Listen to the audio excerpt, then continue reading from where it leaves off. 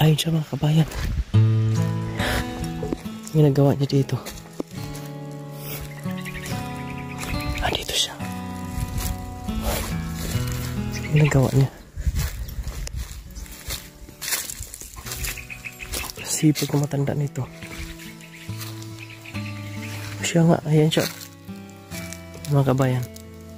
Tingnan mo. Gukay.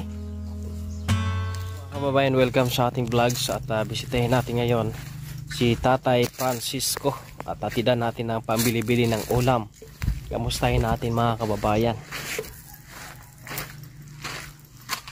Tay Francisco. Hindi siya nakalak. Tay. Wala dito mga kabayan. Ganda ng mga ginawa niya po dito.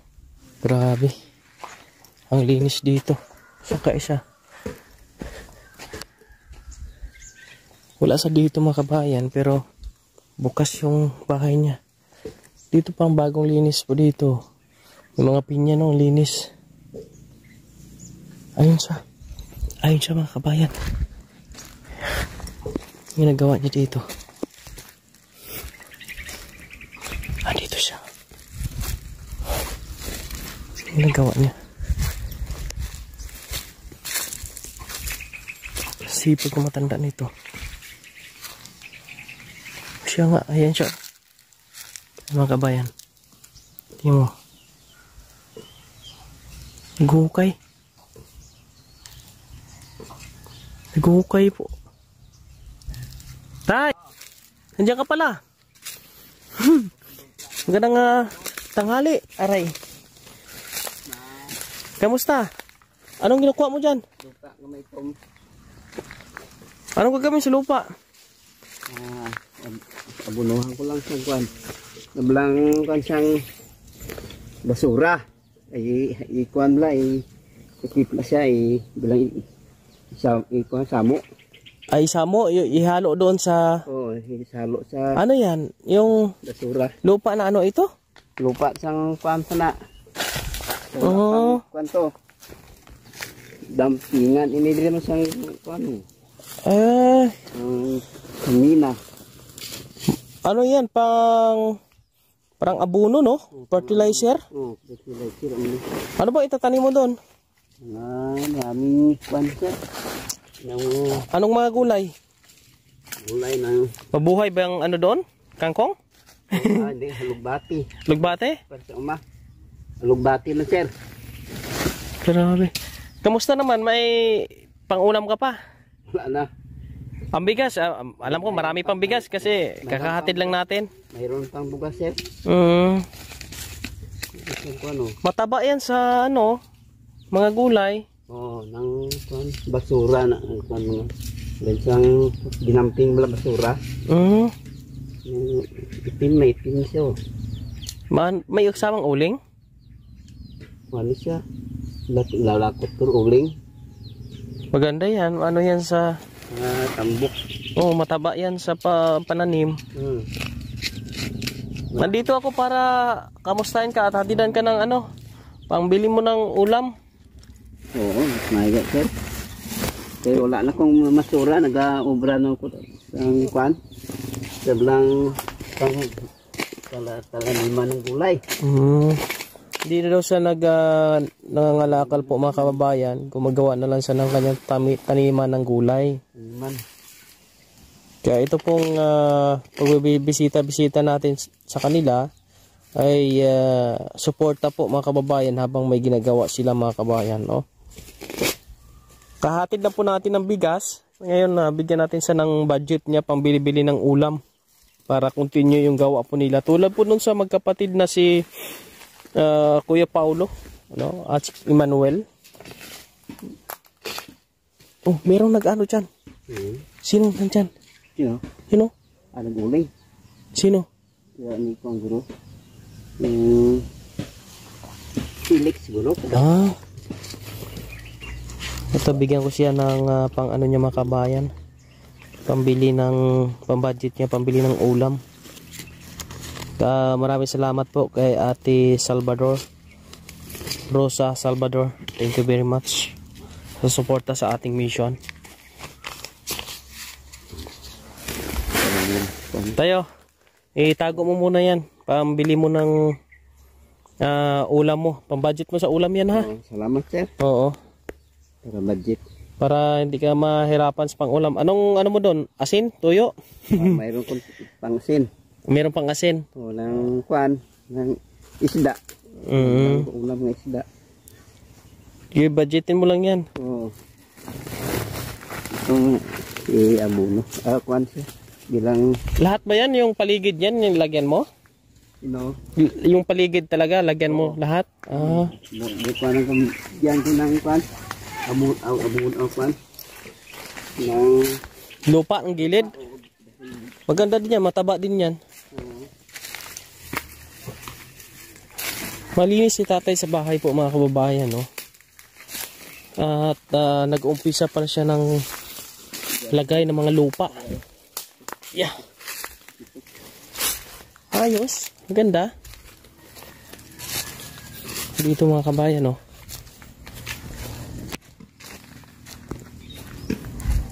Agos, may nakalagay Agos. Lalaki ng mga gulong dito. Ito kasi hindi kaya-kayang buhatin yan. Yung gulong dito, yung boom truck ka, bali. Nung binuhat daw yung isa nito. Dito siya. Pinakalat niya dito, mga kababayan.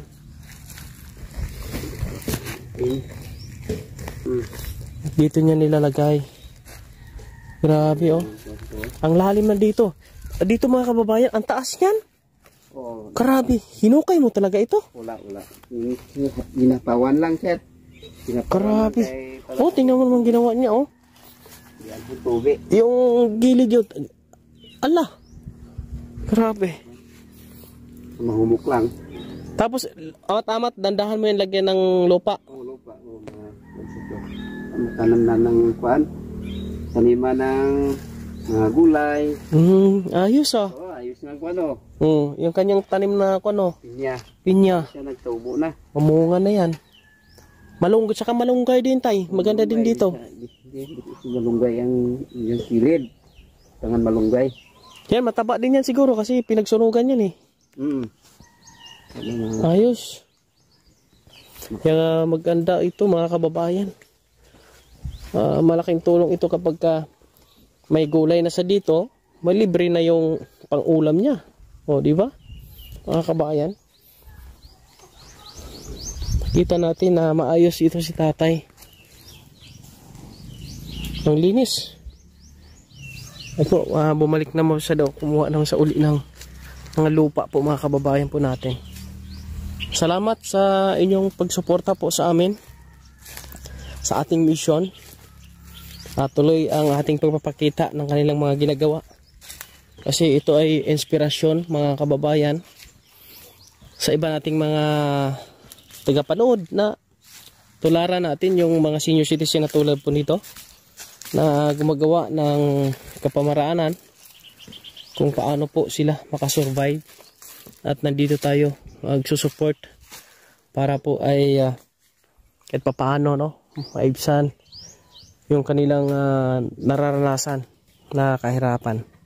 Tulad kay Tatay Francisco ay hindi na po siya nangangalakal. Ngayon ay dito na sa ngayon sa dating bahay po ni Lolo Gogo, at andito siya gumagawa ng garden, mga kababayan po natin. Dito mahirap ang tubig dito kasi buhangin ito dito, mga kabayan, mga bato-bato, tambakan kasi ito dati ng minahan, kaya nandito mga bato-bato. Bihira lang magkaroon ng lupa na maayos. Kaya si tatay ngayon kumukuha siya ng panambak na yung mga na decompose na mga dahon na naging lupa, yun yung kinukuha niya, ilalagay niya doon. Ang mahirap rin dito, mga kabayan, yung tubig, kasi yung tubig po dito ay malayo, no? Yung pambinyag sa gulay ay mahirap dito. Okay. Kailangan yung itanim na gulay dito yung hindi masyado binibinyagan. Yung nabubuhay lang siya ng normal kahit walang binyag-binyag, mga kabayan po natin. Daming mga gulong dito, oh. Dami, oh. Mga ano yan, oh. Gulong ng malalaking truck. Kaya mayroong nag-uuling doon sa dulo po, mga kababayan. Yan, oh. Mataba yan, tay. Oo. Taba yan. Taba ni. Yung pantang taba ito. Para sa ulay. Hindi, pagka nagawa mo na yun, tay, bilhan na lang kita ng mga buto. No? Buto ng... May mabilhan man tayo doon, buto ng mga gulay-gulay. Pwede guro ng mga balatong, no? Pwede ito kain. Oh, balatong. Pwede. Balatong. Pero, iano mo lang doon. Iano mo muna, ipurma mo muna siya yung mga garden mo. Oo. Ayusin mo muna siya. Tsaka tayo bibili ng mga buto. Oo, mga buto, mga kwan. May ano, lupa na may kasamang buhangin? Yung ito. Tabunong ng Japon. Fertilizer pa rin yan.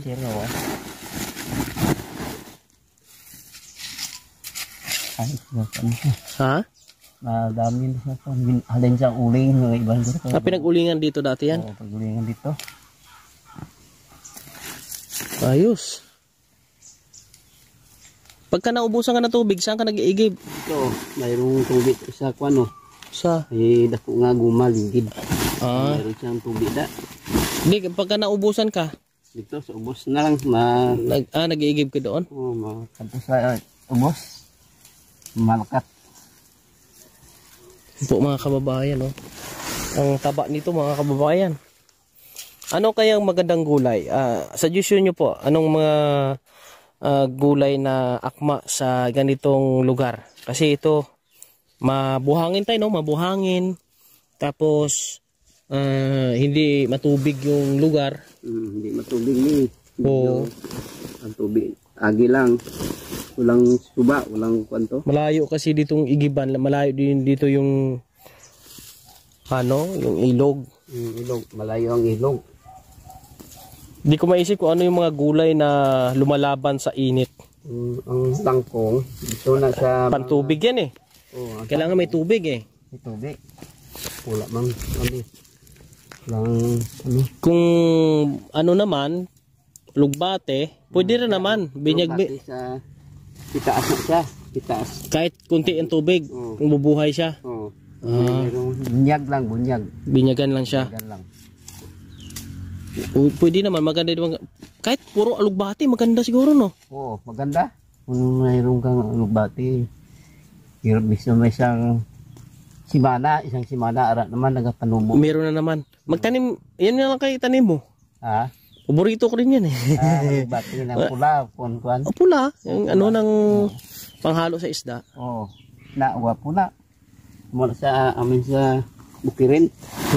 Muna amin to tanom. So dito. Pa.